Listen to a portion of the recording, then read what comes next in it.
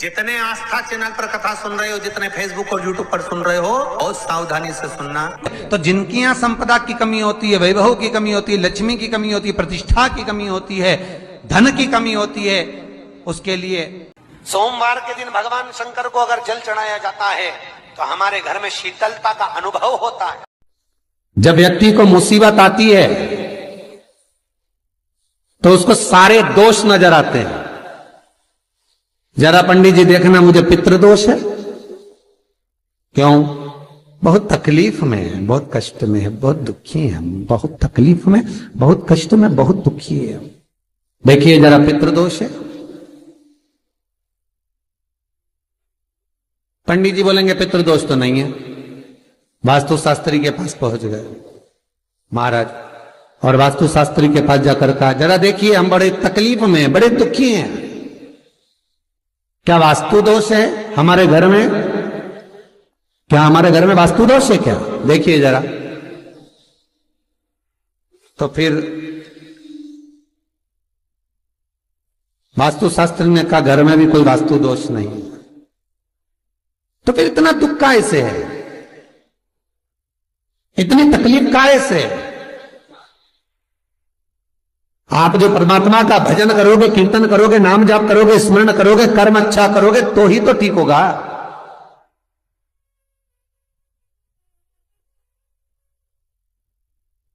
महाराज जरा देखो, हमारे घर में कोई दोष तो नहीं है वास्तु का? वास्तु दोष नहीं है। अब पितृ दोष नहीं है, वास्तु दोष नहीं है, फिर का एक काम करो, हम बड़े तकलीफ में हैं, जरा हमारी जन्म पत्रिका देखो, जरा जन्म लग्न देखो, जन्म पत्रिका देखो, पत्रिका में तो दोष नहीं है।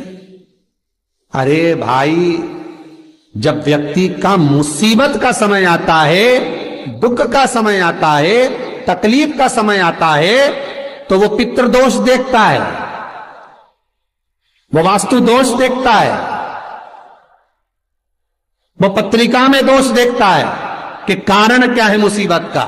बस दिक्कत एक ही है कि वो अपने कर्म में दोष नहीं देखता कि मेरे ये पितृदोष, ये वास्तु दोष, ये सारे दोष तो बात के हैं, पर सबसे पहला दोष है कि जो कर्म करा है वो कैसा करा, उसके अनुसार मुसीबत आई है, उसके अनुसार हम दुख झेल रहे हैं। बार बार कहा जाता है, मत बुरे कर्म कर बंदे वरना पछताएगा।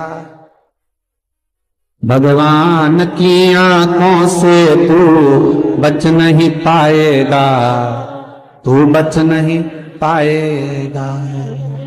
हम दोष देख रहे हैं, हमने पितृदोष दिखवाया, हमने वास्तु दोष दिखवाया, हमने पत्रिका में दोष दिखवाया। मेरा एक निवेदन करबद्ध है, जब आपके ऊपर मुसीबत जब आई है, दुख जब आया है, तो अपने पूर्व के किए हुए कर्म का भी दोष निकालो कि क्या कर आए।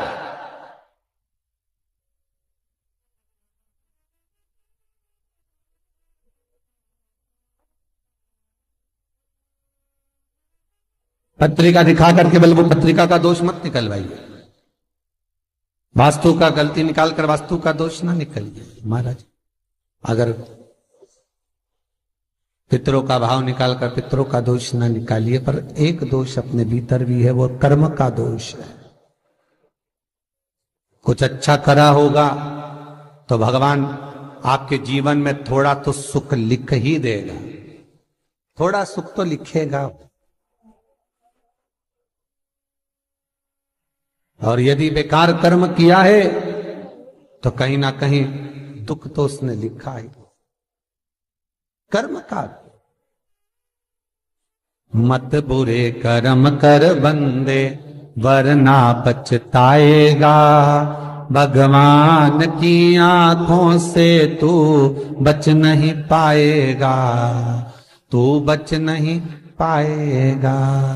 अरे ओ अज्ञानी मत करना दानी। महाराज कर्म का दोष जरूर देखें, पितृदोष बाद में देखना, वास्तु दोष बाद में देखना, पत्रिका में दोष बाद में देखना, पहले अपने कर्म का दोष देखिए।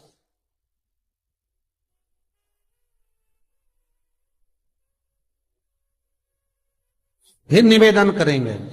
बार बार कहते हैं कि भगवान की भक्ति में डूबो, शिव का स्मरण करो, भगवान का स्मरण करो, राम का, कृष्ण का, तुम्हारी मर्जी पड़े उसका स्मरण करो, पर करो क्यों?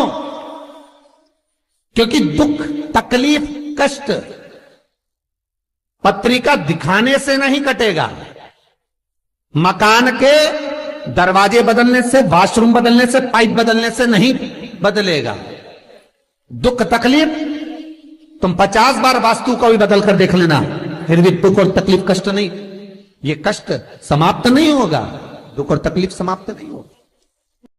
किसी से तुमने बेवकूफ बनाकर, मूर्ख बनाकर, किसी को व्यापार में, व्यवसाय में, कोई काम में किसी को मूर्ख बनाकर, बेवकूफ बनाकर, सीधा था समझ नहीं पाया, उससे तुमने 10,000, 20,000, 1 लाख, 2 लाख, 5 लाख, 10 लाख तुमने ले तो लिए और खुश भी हो गए कि मैंने उससे ले लिए।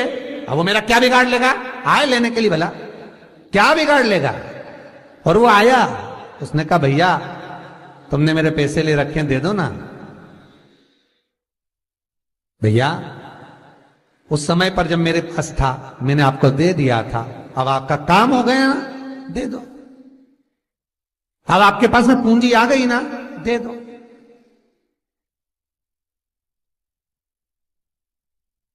बहुत ध्यान दीजिए महाराज, 2 तरह का पैसा होता है। एक व्यक्ति ब्याज पर देता है ना ब्याज पर, कि तुम ये रुपया ले जाओ, हम तुमसे इतना ब्याज लेते रहेंगे, बाद में मूल दे देना।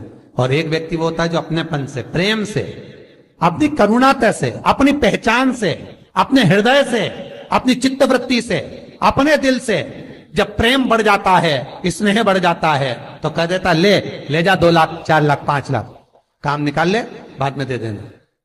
पर व्यक्ति इतना विचित्र हो जाता है कि जिससे ब्याज पे लिया है उसका तो पूरा ब्याज देता रहता है, और जिसका बेचारे का देना है उसका दे ही नहीं पाता।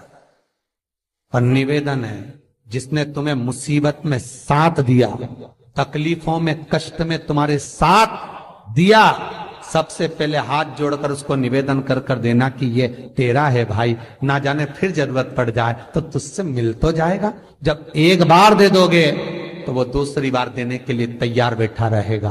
पर तुमने जब सोच लिया, विचार कर लिया कि मैं तो खा रहा हूं, निगल रहा हूं, तो फिर जब नियत में खोट आ गया तो फिर वो कुछ नहीं करेगा जिसका तुमने पैसा खाया, वो कुछ नहीं करेगा।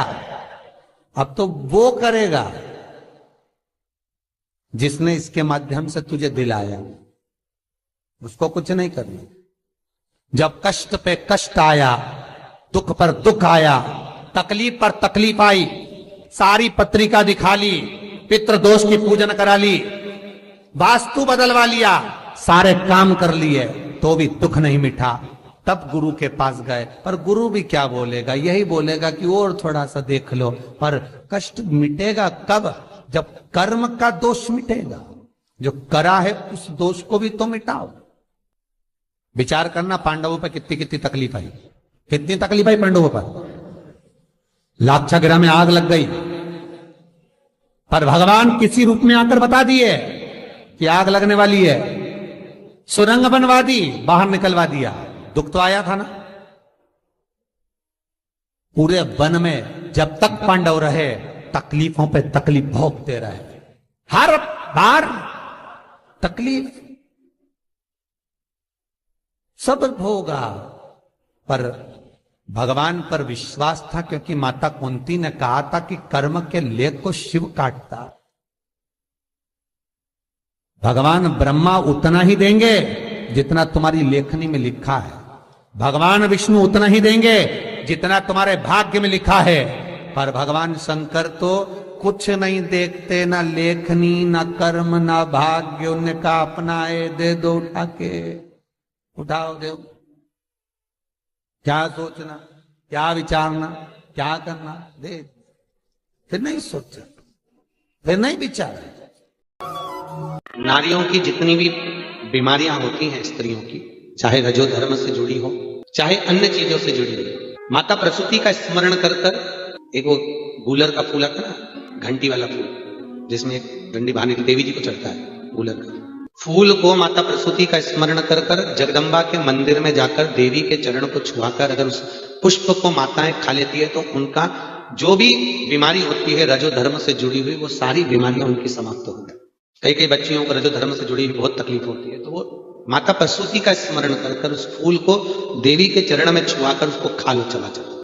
कितना भी दुख, पूंजी धन की अगर आपको कमी पड़ रही है और ऐसा लग रहा है कि मेरे पास में कुछ भी नहीं, हम तो यहां तक कहेंगे कोई मकान बना रहे हो, बेटी का विवाह कर रहे हो, बेटे का विवाह कर रहे हो, कोई अच्छा कार्य कर रहे हो, धन संपदा की भी कमती दिखे तो उस समय पर कांता भगवान का स्मरण कर, कांता चक्र का स्मरण कर, शिव और नारायण का नाम लेकर, एक बेलपत्र, एक शमी पत्र, एक श्वेत पुष्प, एक लाल पुष्प, दोनों हाथ में लेकर भगवान शंकर के अशोक सुंदरी के स्थान पर अगर समर्पित करा जाए तो संपदा की भी कमी नहीं आती। वो कांता चक्र है जो नारायण के श्री शिवाय नमस्तुभ्यम। सब बोलिए एक बार जमकर, श्री शिवाय नमस्तुभ्यम।